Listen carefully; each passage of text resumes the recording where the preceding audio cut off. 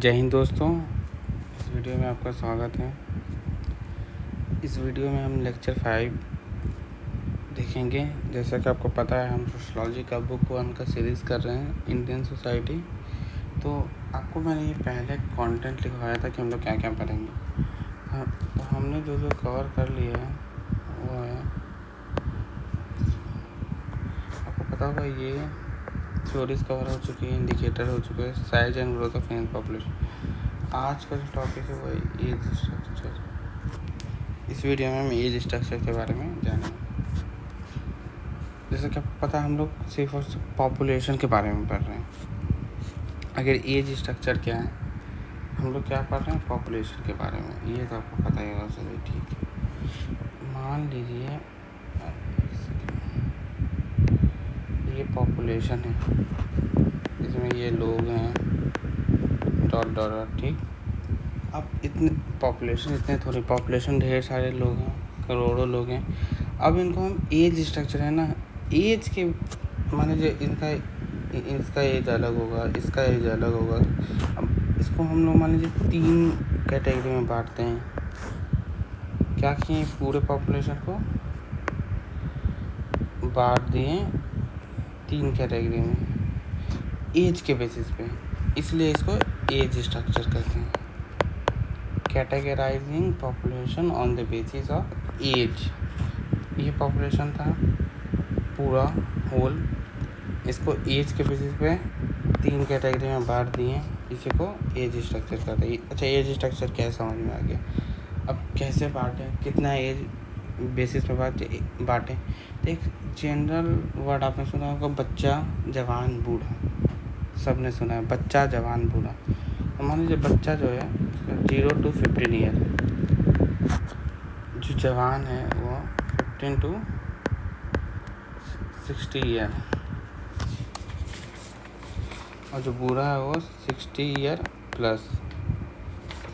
यहाँ तक तो क्लियर, आई होप यहाँ तक आपको बिल्कुल क्लियर होगा।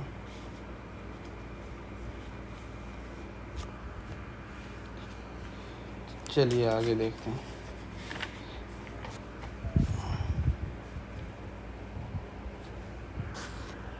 एक सेकंड दोस्तों, काम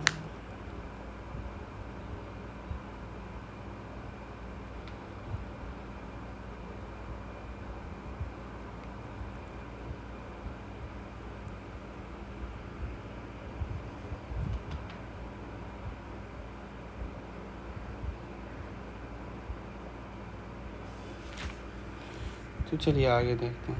अभी काम कर रहे हैं तो आपको पता चल गया एज स्ट्रक्चर क्या है। एज को पॉपुलेशन को बांटना है एज के बेसिस पे। हमने यहाँ 3 कैटेगरी ऐसा किया, बच्चा, जवान, बूढ़ा। बच्चा क्या 0 से 15 ईयर, जवान क्या 15 से 60 ईयर, बूढ़ा क्या 60 प्लस ईयर।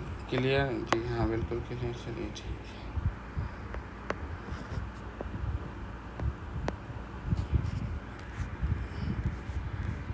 एज स्ट्रक्चर का मतलब आपको पता चल गया। इंडिया के, जैसा कि आपको पता है, इंडिया को बेसिस लेके हम पढ़ रहे थे। इंडिया में क्या है, जैसे 3 मैंने आपको बताया। इंडिया में यंग पीपल ज़्यादा है, वो दूसरा कैटेगरी वाला। हाँ, ये जैसा कि आपको बताया था, कैटेगराइज किया था। अंडर 15 ईयर एज बच्चे, 15 to 60 जवान, 60 प्लस बूढ़े लोग जो हैं। तो ये इंडिया में ये वाला सबसे ज़्यादा है। अच्छा, कैसे मानना ज़्यादा है, कोई डाटा है? जी हाँ बिल्कुल है। देखिए यहाँ पे नीचे डाटा दिया हुआ, मैंने ईयर आपको कौन सा बेसिस लेना है वो हाईलाइट कर दिया। उससे क्या मीनिंग निकलता है ये डाटा से, कि जो 15 ईयर वाले हैं उससे कम, अंडर 15 है, वो डिक्रीज़ कर रहे हैं। 42% से 35% आ गए। इसका मतलब क्या हुआ, डिक्रीज़ किए।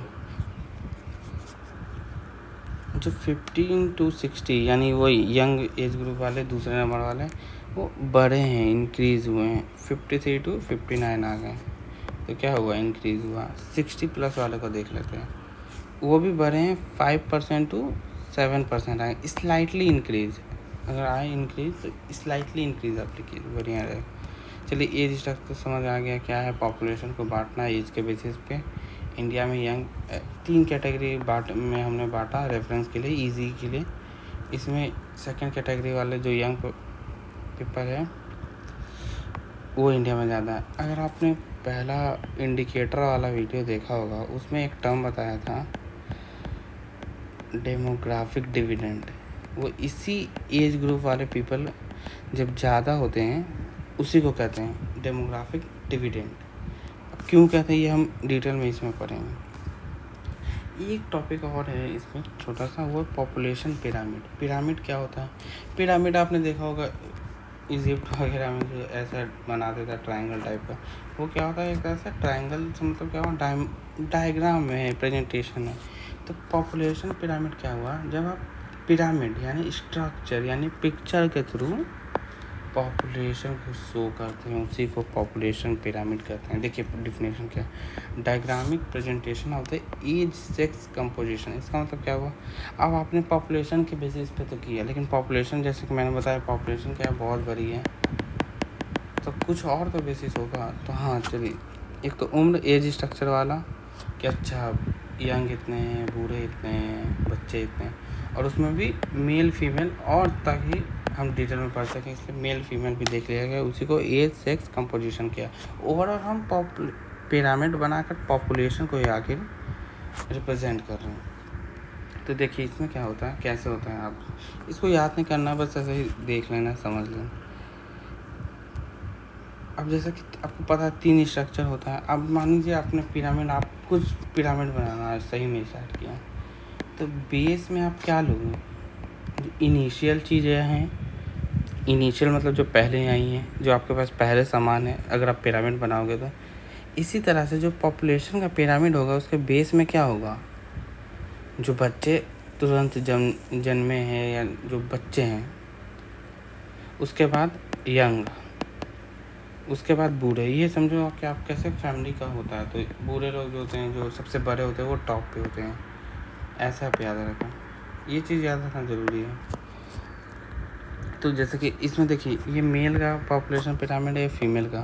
तो अच्छा ये तो आपको समझ में आ गया। अच्छा बेस वाला पार्ट बच्चों के लिए होगा, उसके ऊपर यंग, उसके ऊपर बूढ़े लोग के लिए। हाँ ये याद रखना है, ये मेल का है, यह फीमेल का है। दूसरा यहाँ पे देखिए लिखा हुआ है 0 to 4 ईयर, 5 to 9। अगर 0 to 4 यहाँ से देखें 15 to 9, मतलब ये वाला पार्ट जो बच्चों को रिप्रेजेंट कर रहा है। सिमिलरली इसमें भी अब 15 to 60 यानी ये वाला तक, ये पूरा यंग पॉपुलेशन को डिनोट कर रहा है पूरा, और बचा वाला 60 प्लस जो बूढ़े लोग हैं उन्हें डिनोट कर रहा है, स्टार मार्क में मार रहे हैं। चलिए समझ में आ गया। अब जो देखने लायक चीज़ है, ये पॉपुलेशन देखिए 2001 का है। अब हमने इसके बेसिस पे अनुमान लगाया 2026 का। अब तो 2026 आ ही गया है, लेकिन उस समय तो नहीं था, तो अनुमान लगाया। तो हमने पहला बार क्या किया, एस्टिमेट किया। इस प्रोसेस को क्या कहते हैं, प्रोजेक्शन कहते हैं। एक छोटा सा MCQ में आ सकता है। एस्टिमेट किया, उसको क्या कहेंगे, प्रोजेक्शन। आपने कुछ सोचा, आपने प्रोजेक्ट किया, इसलिए उसे प्रोजेक्शन कहते हैं। तो ये तो क्लियर है। 2026 एक चीज़ जो आप नोट करने लायक है, इसमें और इसमें आप देखिएगा, जो मिडल वाला है जो यंग, ये बढ़ते ही रहा है ये पार्ट। हाँ बिल्कुल सही, इसमें भी ज़्यादा है। इसका मतलब क्या हुआ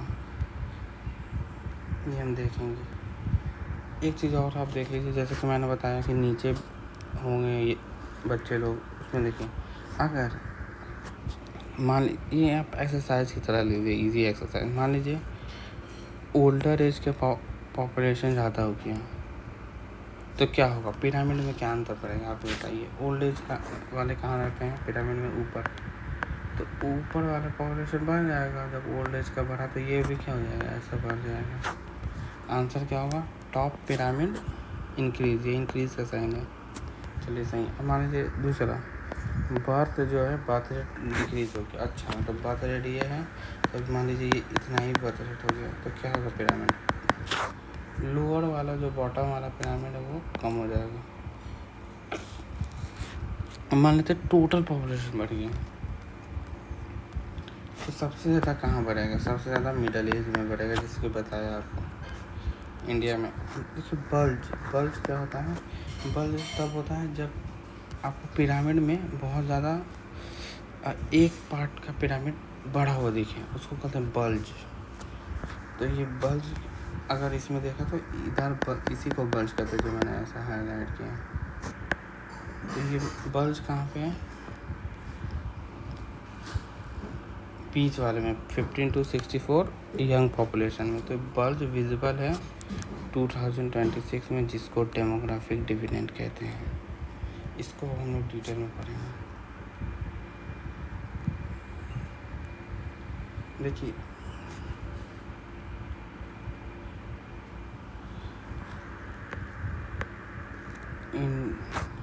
एक चीज़ आप यहाँ पे नोटिस कर सकते हैं, फर्टिलिटी रेट को लेके रीजनल वेरिएशन है। मतलब दिखाता हूँ आपको, जैसे कि ये भी पॉपुलेशन पिरामिड ही है, किसके बेसिस पे है, एज और फर्टिलिटी रेट। तो इसमें क्या है, यूपी और केरला का, जिसको केरला हो गया, उसको कंपेयर किया गया। देखा गया क्या इसमें, देखिए बीच वाला पार्ट पोर्शन ज़्यादा है, यंग पॉपुलेशन का मतलब क्या है, ज़्यादा है। लेकिन जो केरला का ऐसा नहीं है, बीच वाला पार्ट है but as compared to UP इतना नहीं है। यंग पॉपुलेशन भी है, ओल्ड एज पॉपुलेशन भी है। ये जो पैटर्न शो करा वो डेवलप्ड कंट्री का शो कर रहा है। डेवलप्ड कंट्री में ऐसा ही होता है, पहले